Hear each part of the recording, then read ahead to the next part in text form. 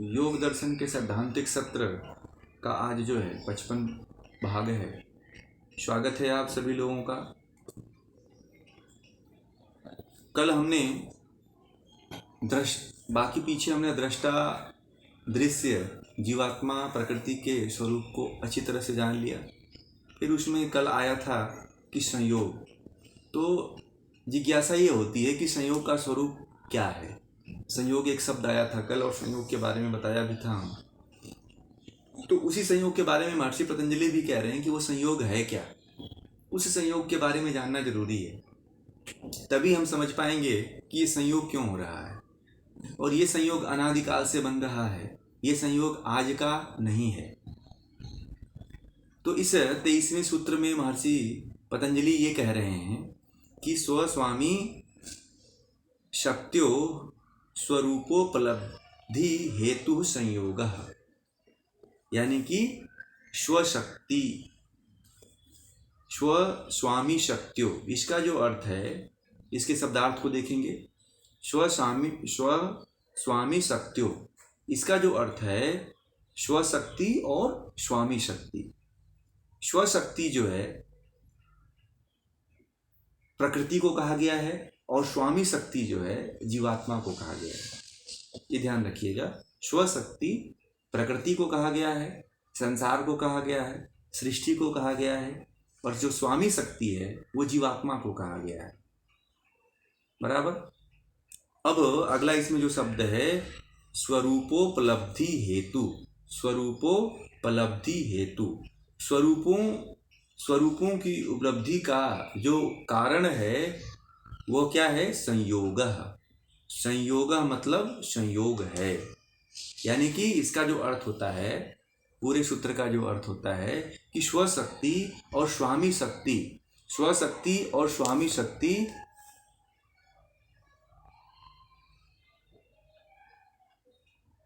स्वशक्ति और स्वामी शक्ति इन दोनों के स्वरूपों की उपलब्धि का कारण संयोग है।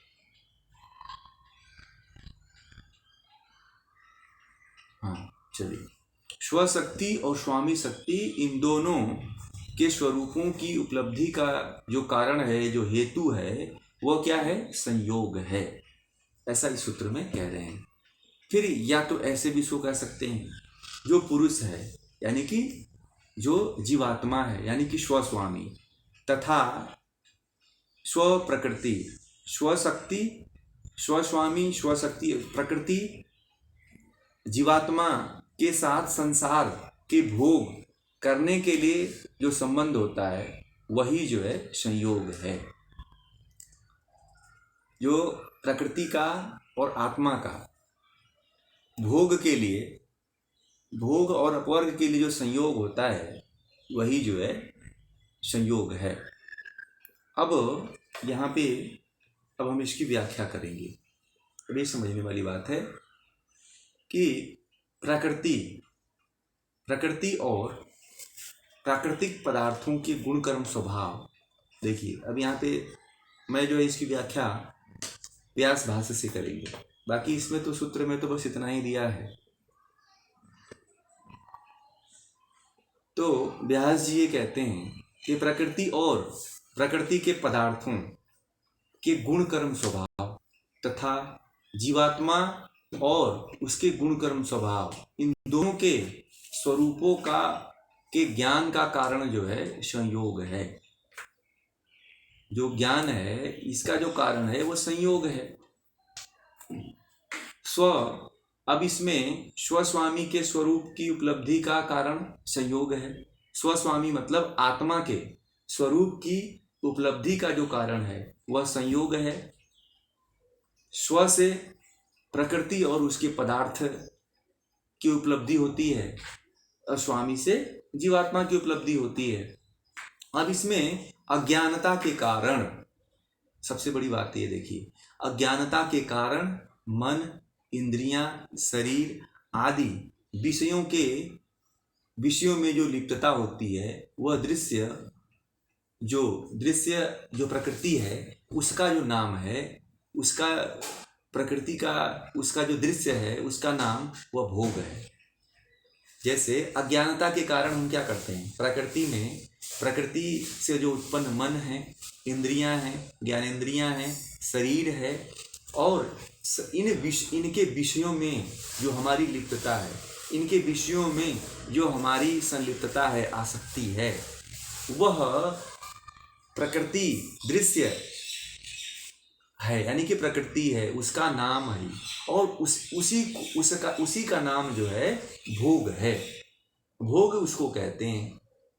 इन विषयों का जो मन इंद्रियों के द्वारा जो उत्पन्न होने वाला जो विषय है, और जो विषयों में जो लिप्तता बन जाती है, वही लिप्तता जो है, उसी लिप्तता को भोग कहा है, और वह क्या है, प्रकृति है।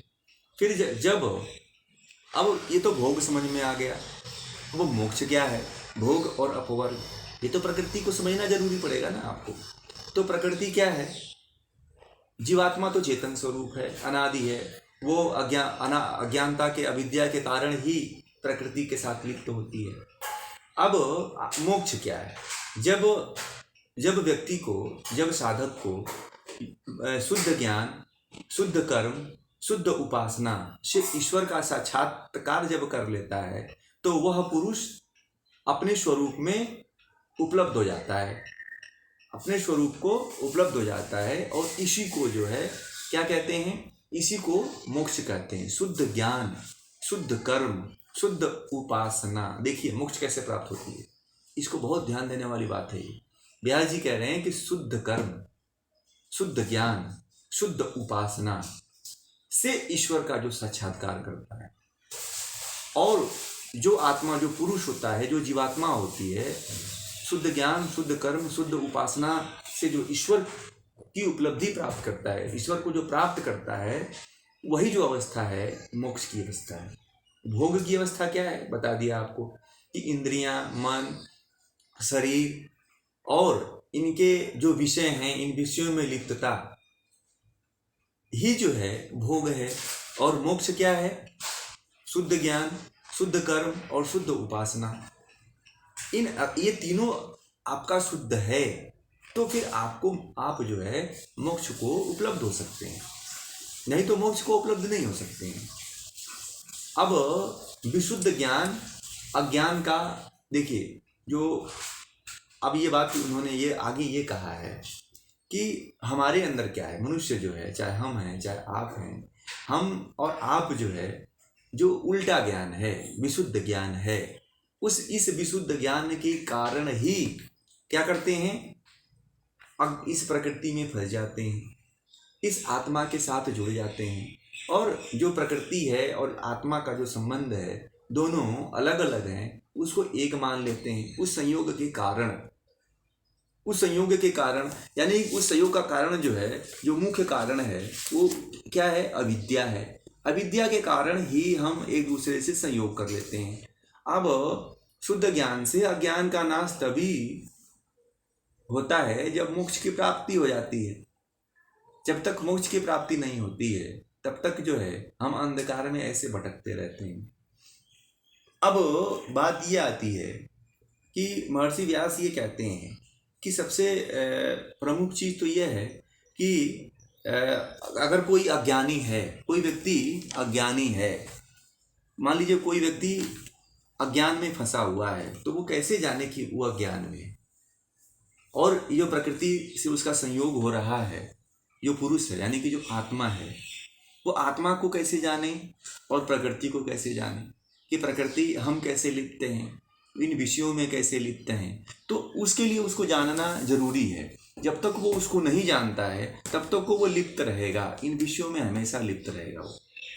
तो सबसे पहले अज्ञान को जानना जरूरी है कि अज्ञान है क्या। तो व्यास जी ने कुछ 8 तरह के व्यास जी ने अज्ञान बताए हैं। अब उसमें चुनना है कि क्या वो अज्ञान है क्या, कारण जो है। और बहुत से व्यास जी ही ने नहीं, बहुत से जितने भी योग के टीकाकार रहे हैं, भाष्यकार रहे हैं, उन सभी ने इस 8 तरह के अज्ञान को बताया है कि वो कौन कौन से अज्ञान हैं। ये क्या अज्ञान है, उसको अज्ञान कहा है, मगर वो अज्ञान नहीं रहते हैं। जो 8 तरह का अज्ञान को अन्य विद्वान बताते हैं, वो अज्ञान नहीं है, वो ज्ञान है। तो पहला जो है उसके बारे में ये कहते हैं कि जब जो गुण होते हैं, जो सत्वादि जो तीनों गुण, सत रज तम जो तीनों गुण होते हैं, वो भोग अपवर्ग को सिद्ध करने में प्रवृत्त रहते हैं। तो ये क्या अज्ञान है कि ज्ञान है? अब इसमें आपको निर्णय लेना है कि जो सत्य रजतम जो तीनों गुण होते हैं वो क्या प्रकृति के वो क्या जो है भोग और अपवर्ग के को सिद्ध करने के लिए लगे रहते हैं, या भोग में ही लगाता है या मोक्ष में लगा देती है प्रकृति। एक तो बात ये आती है। तो ये आपको निर्णय लेना है कि क्या यह अज्ञान है। तो यह ज्ञान की कैटेगरी में तो नहीं आता है, क्योंकि जो सतरजतम जो तीनों गुण होते हैं इनकी प्रवृत्ति जो होती है भोग के तरफ भी होती है और मोक्ष के तरफ भी होती है। तो भोग और अपवर्ग दोनों तरफ लेके जाता है सतरजतम, ऐसा नहीं है कि केवल मोक्ष को तरफ लेके जाता है। तो ये जो बात है कि क्या ये भोग और अपवर्ग के लेके जाता है सतरजतम, तो बात सही है। सतरजतम जो तीनों गुण होते हैं वो भोग और अपवर्ग की तरफ लेके जाते हैं। दूसरी बात, जब दूसरा में कह रहे हैं कि क्या जो आत्मा है, जो स्वामी आत्मा है, आत्मा का जो देखने का विषय जो चित्त है, यानी कि जो बुद्धि है, उसकी उत्पत्ति का न होना अज्ञान है। क्या जो उसकी उत्पत्ति जो नहीं होती है तो क्या ये अज्ञान है? या अर्थात जिस चित्त के द्वारा आत्मा, प्रकृति और पुरुष का विवेक प्राप्त होता है उसका उत्पन्न न होना अज्ञान है। ये तो नई बात है ना? क्यों नहीं है कि देखिए हम जो है आत्मा पीछे आया है कि आत्मा जो देखती है वो इन महत तत्व बुद्धि है, और बुद्धि के द्वारा बुद्धि में ही मन बुद्धि जो अहंकार है, सांख्य के अनुसार जो है जो मन होता है, जो चित्त होता है, इसके द्वारा इंद्रियों के द्वारा ही आत्मा प्रकृति को देख पाता है और प्रकृति का अनुभव कर पाता है, क्योंकि आत्मा अज्ञान की अवस्था में होता है। तो ये बात सत्य है, ये अज्ञान नहीं है, ये ज्ञान है कि इन चित्त के द्वारा यानी कि मन के द्वारा ही जो आत्मा होती है वो विवेक की प्राप्ति करती है। उसको विवेक की प्राप्ति अन्य किसी के माध्यम से नहीं हो सकता है। केवल शरीर मिल जाए, केवल जो है शरीर मिल जाए, उसमें मन बुद्धि और अहंकार ये सब न रहे, मन न रहे, तो फिर वो इससे छूट नहीं पाएगा। ज्ञान कराने के लिए यही एकमात्र साधन है। तो ये बात सत्य है, ये बात असत्य नहीं है। फिर तीसरी बात आती है कि क्या सत्वादि गुणों का भोग अपवर्ग रूप प्रयोजन वक्ता अज्ञान है, यानी कि क्या जो सत्व गुण है, जो सतरजतम जो तीनों गुण हैं, ये क्या भोग अपवर्ग के प्रयोजन के लिए ही हैं? तो ये बात भी सत्य है, हाँ ये भोग और अपवर्ग प्रयोजन की सिद्धि के लिए ही हैं। फिर चौथा आता है कि क्या अपने चित्त के साथ निरुद्ध हुई, यानी कि मन के साथ जो अविद्या है, अविद्या जो है अपने चित्त को बार बार उत्पत्ति करती है, बार बार उत्पन्न करती है। ये बात जो है चौथी बात उन्होंने कहा कि अविद्या जो होती है वो बार बार चित्त को उत्पन्न करती है, बार बार जो है बुद्धि को, बार बार महत्त्व को एक जन्म में जब वो नहीं मुक्त हो पाता है तो दूसरे जन्म में चित्त उत्पन्न होता है। तो अविद्या के कारण ही बार बार चित्त जो है जन्म लेता है और मरता है। तो ये बात सत्य है, ये अज्ञानता है। बाकी जो दो आपने तीन पढ़ा, जो तीन पीछे के जो पॉइंट पढ़े आपने, बिंदु पढ़े, वो जो है वो सत्य है, ये बात असत्य है, ये अज्ञान है। वास्तव में ये अज्ञान है, ये ज्ञान है सारी। तो व्यक्ति को ये 8 पॉइंट को जानना जरूरी है। तो इसमें ये कहा है कि जो चित्त के द्वारा जो आत्मा निरुद्ध हुई है, ये चित्त का कारण अविद्या है।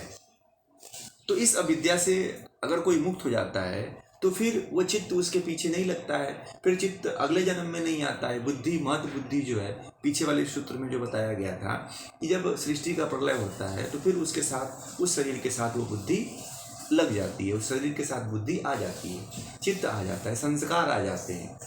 तो जब संस्कार आ जाते हैं तो उसके साथ सब कुछ चला है। अभी वो विद्या का नाश नहीं कर पाया, क्लेशों का नाश नहीं कर पाया, इसलिए अभी अगला जन्म में उसे ये मिला हुआ है।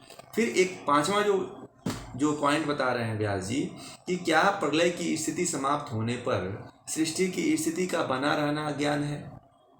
जब प्रलय की स्थिति समाप्त होने पर सृष्टि की जो स्थिति का बना रहना अज्ञान है? नहीं, ये भी बात सही है, क्योंकि जब प्रलय की जब स्थिति समाप्त हो जाती है तो सृष्टि की उत्पत्ति होती ही है, सृष्टि तो बनती ही है। जब प्रलय हो जाती है तो फिर दोबारा सृष्टि बनती है। फिर प्रकृति की दो अवस्थाएं हैं, एक साम्यावस्था है, साम्यावस्था को प्रलय कहते हैं, विषमावस्था सृष्टि। इन दोनों अवस्थाओं में दोनों के प्रकृति को सृष्टि का उपादान कारण माना गया है।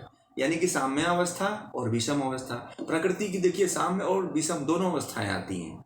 यानी कि प्रकृति जो है सृष्टि की रचना भी करती है और सृष्टि का प्रलय भी करती है। तो ये भी बात सही है, प्रकृति जो है सृष्टि का प्रलय भी करती है और सृष्टि का रचना भी करती है। तो ये भी बात सत्य है, ये अज्ञान नहीं है, ये ज्ञान है।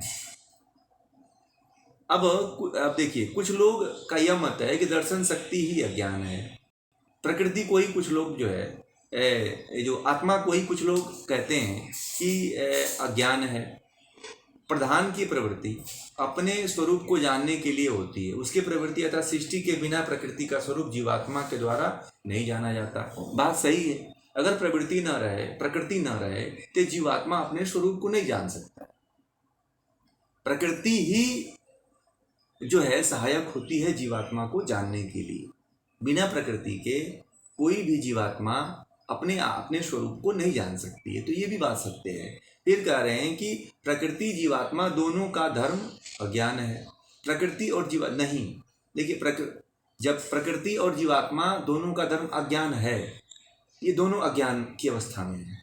क्योंकि जब तक ईश्वर की कृपा नहीं होती है, ईश्वर का जब तक किसी के ऊपर दया नहीं होती है, ईश्वर का दृष्टि नहीं जब तक होती है, तब तक वो अज्ञान की अवस्था में ही है। ये दोनों अज्ञान की अवस्था में रहते हैं। फिर जो है कुछ लोग का ये मानते हैं कि शब्दादि विषयों का ज्ञान ही अज्ञान है। देखिए, शब्दादि विषयों का जो ज्ञान है वो अज्ञान नहीं है, वो तो ज्ञान की अवस्था में है ना। शब्दादि जो विषय हो रहे हैं वो भी आप किसके द्वारा हो रहे हैं? वो इंद्रियों के द्वारा होते हैं। जो शब्द आदि विषय हैं वो इंद्रियां हैं, उसकी अनुभूति कर पाती हैं, और वो अनुभूति उसका जो केंद्र बिंदु जो चेतन तत्व है वो जीवात्मा है। तो ये भी बात सत्य होती है। तो उसमें केवल एक ही बात स्पष्ट बताती है कि आत्मा का जो संयोग होता है प्रकृति के साथ वो केवल अविद्या से ही होता है। इसका मेन आशय जो 7-8 पॉइंट जो है वेद व्यास जी ने बताया है, उसका जो मुख्य कारण आपको बता रहे हैं कि उसमें से केवल चौथा पॉइंट जो बताया आपको अविद्या के कारण ही आज जीवात्मा जो है प्रकृति के साथ संयोग कर रही है। तो हमें क्या करना चाहिए, योगी को क्या करना चाहिए कि जो अविद्या है उस अविद्या का नाश करे, उस अविद्या को नष्ट करे कि संयोग ही न हो। जब तक संयोग होगा प्रकृति का और जीवात्मा का, जब संयोग होगा तब तक वो दुखों में पड़ती चली जाएगी, दुखों में लगती चली जाएगी, दुखों में लिप्त होती चली जाएगी। तो इसके लिए महर्षि पतंजलि कहते हैं कि अभी एक बात और सांख्य में एक बात और कही गई है। सांख्य के अनुसार आपको थोड़ा सा बता दें कि सांख्य में ये कहा गया है कि जो जीवात्मा जो प्रकृति जीवात्मा को 7 प्रकार से बांधती है। कहा गया है कि 7 प्रकार से। वो किस तरह से? जैसे कोशाकार रेशम का कीड़े लपेट लेता है, 7 धागा लपेटे रहता है अपने आप को, अपने ही आप को, उसी प्रकार लपेटे तो रहता है। ये कह रही है कि जीवात्मा को जो है प्रकृति 7 लपेटे रहती है, 7 लपेटे में लपेटी रहती है रेशम के कीड़े की तरह। परंतु जीवात्मा जो है इस रेशम के कीड़े से मुक्त हो जाता है। जीवात्मा जो होता है वो मुक्त भी हो सकता है इससे। ऐसा नहीं है कि अगर रेशम के कीड़े में 7 लपेटे लपेट दिया गया तो वो नहीं छूट सकता है, वो छूट सकता है। वो किसके द्वारा छूट सकता है? वो अविद्या का नाश करके वो इससे मुक्त हो सकता है। जब तक वो भोग को नहीं समझेगा कि भोग क्या है, इंद्रियों के विषय क्या हैं, इंद्रिया क्या हैं, मन क्या है, ये सारे जड़ हैं। और जड़ पदार्थों के जितने भी विषय होते हैं वो जड़ ही होते हैं। तो इन जड़ विषयों में जो आप लोगों की जो लिप्तता होती है, जो व्यक्ति की, जो साधक की, जो मनुष्य की, जो जीवात्मा की लिप्तता होती है, वही उसे बंधन में डालती है और उसे वही संयोगों का कारण भी बनती है। बार बार वो संयोग करके जो है अविद्या के कारण जो है इसमें फंसता चला जाता है। और इस संयोगों को हटाना ही मुख्य कार्य है। बाकी जितने भी कार्य बताए आप 7-8 पॉइंट जो बताए वो कोई बंधन का कारण नहीं होता है। वो सारा का सारा प्रयोजन जो है, प्रकृति का प्रयोजन जो है, जो ज्ञान का जो प्रयोजन बताया गया है, वो सारा प्रयोजन जो है आत्मा की मुक्ति के लिए है। केवल जो अविद्या है, अविद्या में जो जब तक आत्मा जो फंसी, जो चित्त फंसा रहता है, महत बुद्धि जो फंसी रहती है अविद्या के कारण जो है, और अपने आप को ही समझ लेती है कि मैं ही सर्वे सर्वा हूँ, बाकी इसमें आत्मा कुछ नहीं है, तब तक जो है व्यक्ति, तब तक जीवात्मा जो है ऐसे ही प्रकृति के संयोग में फंस करके अपने जीवन को नष्ट करती रहती है। और जब आत्मा को ये ज्ञान हो जाता है कि ये तो अविद्या के कारण हम इन बुद्धि और चित्त को अपना मान बैठे हैं, जब तक हम बुद्धि और चित्त को अपना मान बैठे हैं तब तक हम मुक्त नहीं हो सकते हैं। तब हम बार बार जो है भोग के तरफ प्रवृत्त होते चले जाएंगे, कभी अपवर्ग की तरफ नहीं बढ़ पाएंगे। अपवर्ग की तरफ बढ़ना है तो हमें ये जानना चाहिए कि हम जो है जड़ हैं, चित्त जो है जड़ है, ये बुद्धि जो है जड़ है, अहंकार जो है जड़ है, और जो इनके जितने भी विषय हैं, सत्रह स्तंभ हैं, ये भी जड़ की तरफ लेकर के जाते हैं। एक अवस्था ऐसी आती है कि ये सारे के सारे जितने भी जड़ पदार्थ हैं ये मोक्ष की तरफ भी लेकर के जाते हैं। तब लेकर के जाते हैं जब ये व्यक्ति जान जाता है कि हमें संयोग नहीं करना है। हम संयोग इसलिए कर रहे थे कि हम प्राकृतिक जो जड़ पदार्थ हैं उनको हम अपना मान बैठे थे। जब हमें ये ज्ञात हो गया या विद्या के कारण जब हमने विद्या का नाश कर लिया और विद्या हमारे अंदर आ गई, तो फिर हम इन प्रकृति के जो विषय हैं, प्रकृति के जो बुद्धियाँ हैं, बुद्धि है, चित्त है, मन है, इंद्रियां हैं, इनमें अब फंसने की कोई आवश्यकता नहीं है, क्योंकि वो जान चुका होता है कि ये जो है ये जड़ पदार्थ हैं और जड़ में ही हमें लिप्त करेंगे। तो जड़ से संपर्क नहीं रखना है। जैसे अभी आप लोगों ने किसी ने प्रश्न किया कि हमें कौन सा विषय पढ़, हम अच्छा विषय कोई दिन भर पढ़े तो भी वो अच्छे माना जाता है या बुरा। तो वो अच्छे में मतलब कि आप किस साधन को अपनाते हैं, किस विषय को अपनाते हैं कि जिसको पढ़ करके आप मोक्ष की तरफ बढ़ जाएं। मोक्ष के साधन मार्गों को पढ़ना ही मोक्ष की तरफ ले जाने वाला मार्ग होता है। आप पढ़ रहे हैं उपन्यास, पढ़ रहे हैं कॉमिक्स, तो आप उसके तरफ ही जाओगे, जाहिर सी बात है, आपका पूरा मन उसके तरफ ही लगेगा, पूरी जानकारी आपको उसकी होगी, तो आप उसी में लगे रहोगे, तो जड़ पदार्थों में लग करके जड़ की प्राप्ति करोगे। भगवान श्री कृष्ण ने गीता में भी इस बात को कहा है कि जिसकी पूजा आप करोगे आप उसी को प्राप्त हो जाओगे। आप भूत की पूजा करोगे तो भूत की प्राप्त हो जाओगे, देवता की पूजा करोगे तो देवता को प्राप्त हो जाओगे, मेरी पूजा करते हो तो मुझे प्राप्त हो जाओगे, परमात्मा की पूजा करते हो तो परमात्मा को प्राप्त हो जाओगे। ये दृष्टि होनी चाहिए। अगर ये आपकी दृष्टि नहीं है, सही कर्म में सही आप कर्म नहीं करते हैं, सही ज्ञान आपके पास नहीं है, सही ज्ञान और सही कर्म जब तक नहीं होता है तब तक सही शुद्ध उपासना नहीं हो पाती है। शुद्ध ज्ञान होना चाहिए कि क्या सही है। पहले ज्ञान का मतलब जो अभी बता रहे हैं, प्रकृति और पुरुष का जो संयोग हो रहा है, ये शुद्ध ज्ञान है। और जब शुद्ध ज्ञान आपको हो गया तो शुद्ध कर्म करेंगे आप। जब आप शुद्ध कर्म करेंगे तो इसका मतलब है कि शुद्ध कर्म, आप गलत नहीं कर्म करेंगे, फिर आप जो है इन जड़ पदार्थों को अपना नहीं मानेंगे। जब अपना नहीं मानेंगे तो फिर आप उपासना भी अच्छा करेंगे, फिर आप अच्छी तरह से ईश्वर के प्रति समर्पित भी हो जाएंगे और ईश्वर को समर्पण करके आप मुक्त भी हो जाएंगे। तो ये जो है शुद्ध ज्ञान, शुद्ध कर्म और शुद्ध उपासना से ही ईश्वर की प्राप्ति हो सकती है और इन जड़ पदार्थों के संयोग से मुक्त होकर के जीवात्मा जो है भोग से अपवर्ग की तरफ बढ़ सकती है। तो ये जो आज का विषय है वो आज यहीं पे पूरा होता है। कल पुनः से इसी के क्रम में आगे फिर अगले सूत्र पे चर्चा करेंगे। अभी इसमें कुछ आप लोगों को समझ में नहीं आया है तो आप